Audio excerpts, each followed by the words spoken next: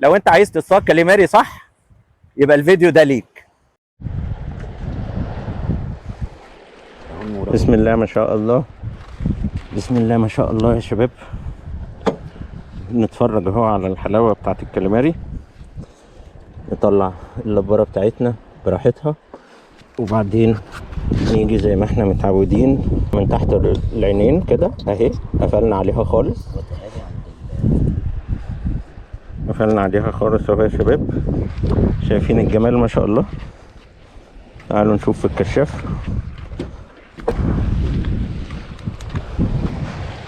شايفين ما شاء الله ما شاء الله. الكاليماري اهو، الكاليماري اهو، الالوان الجميله.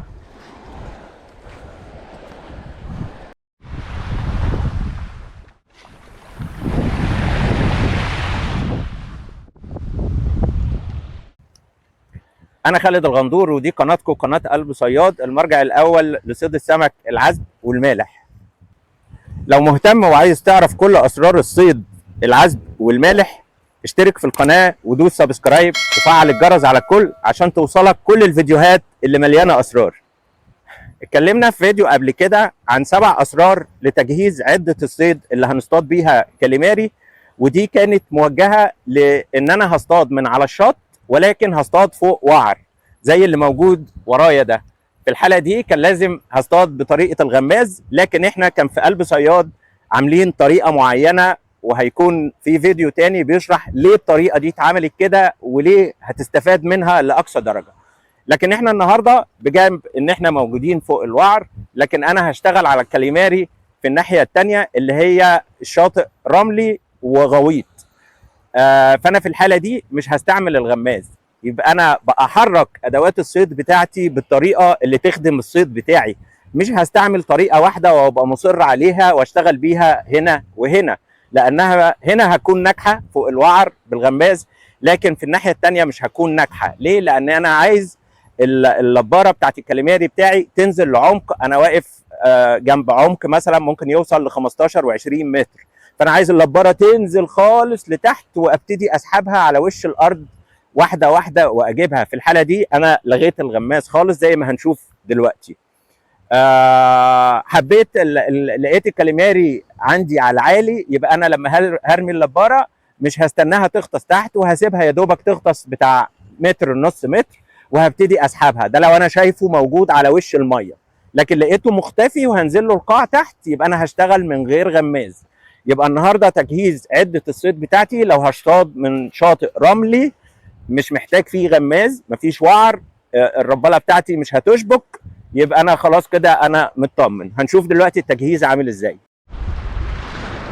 دلوقتي زي ما قلت لك انا بشتغل على قدامي دلوقتي هنا في عمق حوالي 20 متر، والارض تقريبا شبه رمليه، يعني فيها شويه شجر خفيف، فانا مش خايف على اللباره او الرابله بتاعتي انها تشبك، وفي نفس الوقت عايز انزل لعمق خالص، فانا شايل الغماز. فاحنا كده زي ما قلنا بنصطاد في كل مكان بالطريقه اللي تناسبه. بحدف على اقصى حدفه وبستنى وبسيب الخيط عشان اللباره تنزل تجيب القاع تحت خالص، وهنشوف مع بعض ربنا يرزقنا ان شاء الله. هات الملقاف ده، صغنونه صغنونه بس، هات الملقاف لان هي يا دوبك على الحرف.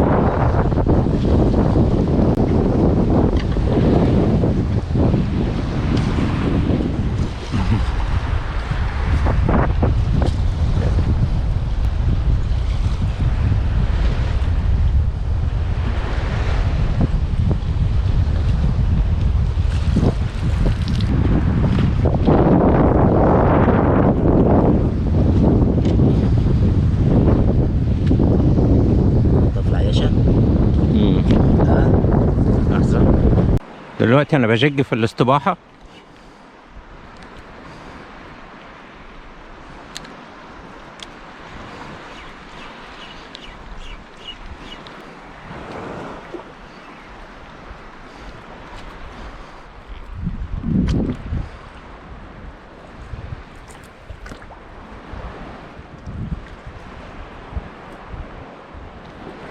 وانا بجيج الطلعه اللي فاتت طلعت واحده صبيط. شايفين عملت ايه في الحبر بتاعها؟ بصوا الحجم بتاعها.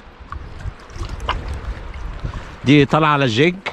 دي الجيجايه اللي بجيج بيها دلوقتي، اللي هي طلعت الصبيط ريد هيد 40 جرام. وبنقول يا مسهل كده نشوف هيحصل ايه تاني.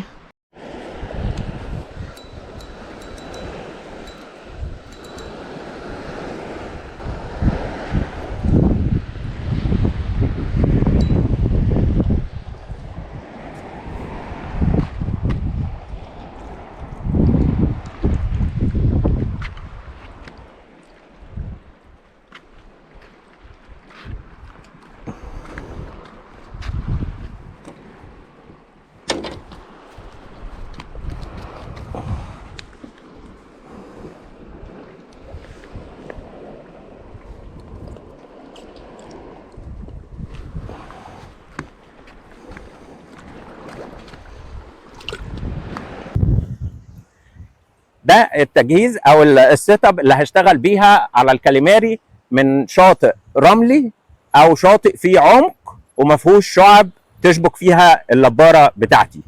انا بحب استعمل العود الكاست ايا كان نوعه، انا مش فارق معايا انواع، لكن انا بحب اشتغل عود الكاست اللي هو 3 متر تقريبا عشان يديني حدفات قويه وناجحه. الكاست ويت بتاعه ما يزيدش عن 50 60 40 لان انا اللباره بتاعتي كلها 19 او 20 جرام، فانا العود ده هيديني اكشن حلو اقدر احدف بيه اللباره بتاعتي لابعد مسافه ممكنه.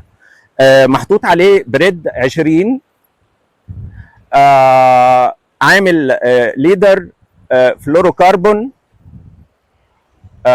حدود 30 فلوروكربون، لان انا في اوقات من الشغل بتاعي هيكون بالنهار، فانا شفت ان انجح حاجه اني بدل ما احط خيط نايلون احط فلوروكربون، وده كان السر بتاعنا اللي قلناه في الفيديو اللي فات، كان سر من الاسرار السبعه.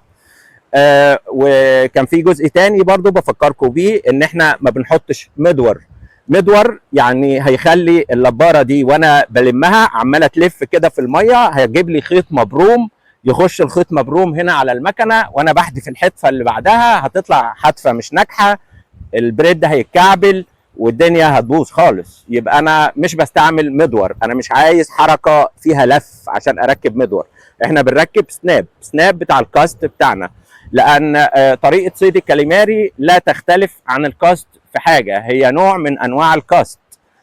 بنستعمل هناك لور وهنا بنستعمل لور، فهو الموضوع كاست بحت.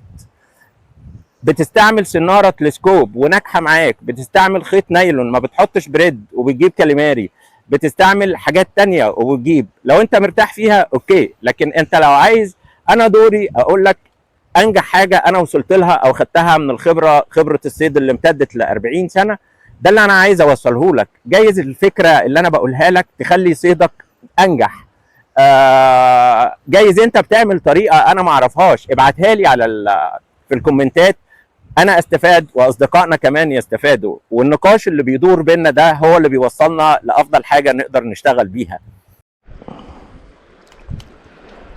واحد تاني حلو اهو يا شباب، برضو صغير سيكا بس جميل يعني، نسلكه مع بعض. لما بنلاقيه جاي برضو من الطرف كده بنحاول نجيب بالملقاف عشان ما نوقعش في خطأ ان هو يخرج. بصوا يا شباب، ماسك يا دوبك اهو حته بسيطه خالص كان ماسك منها اهو، شايفين معايا يا شباب؟ ما شاء الله، ده ابن اللي طلعناه من شويه.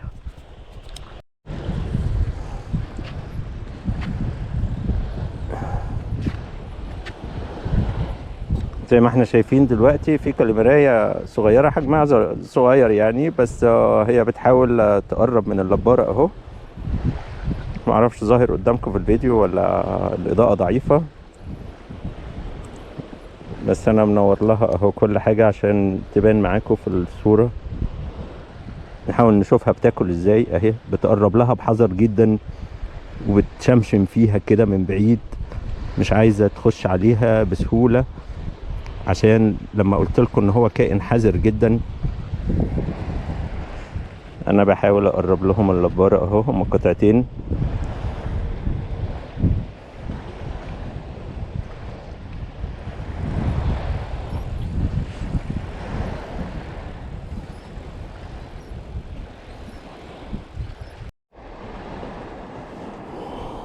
الحمد لله ربنا اكرمنا بواحدة منهم.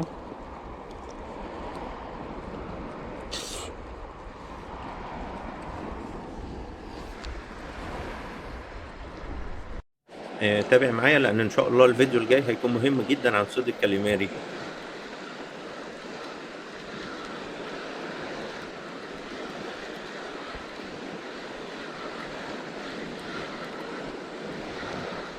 زي ما احنا شايفين الكاليماري ورا بعضه، هو احجامه اللي هي القراطيس، بس شغال ورا بعضه يعني.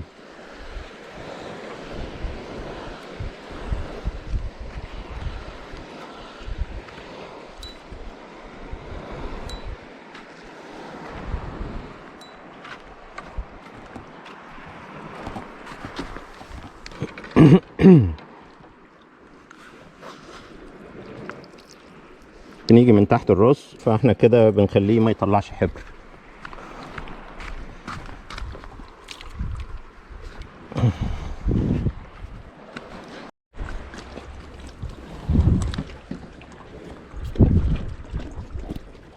بسم الله الرحمن الرحيم.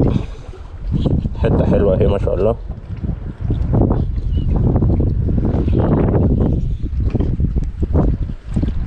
الالوان الجميله. اوب اوب اوب اوب, أوب. ايوه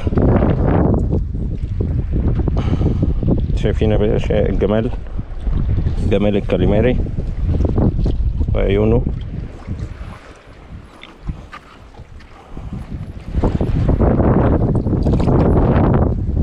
فانا برحب بيك وبرحب بكل تعليقاتك وبهتم بيها وبرد عليها كلها باهتمام كبير جدا. يبقى انا النهارده عشان هشتغل على الكاليماري على ارض رمله او ارض فيها غزر جامد، يبقى انا هشتغل من غير غماس، هشتغل بليدر. لو حبيت بالنهار يكون فلوروكربون، مفيش، وهتشتغل بالنايلون اهلا وسهلا، وهيشتغل وهيبقى كويس ان شاء الله. بس زي ما قلت لك قبل كده وبقول لك وهقول لك لو ليا عمر ان شاء الله، هي انا مش هسيبك الا وانت احسن صياد عذب او مالح. لو عجبك الفيديو واستفدت منه ما تنساش تدوس لايك وتشجعني وتكتب في الكومنتات رأيك، وهستنى منك تعليقك ورأيك واخبار صيد الكاليماري ايه معاك. وما تنساش تشير الفيديو لكل اصدقائك وحبايبك عشان كلنا نستفاد. اشوفكم في الفيديو الجاي على خير ان شاء الله.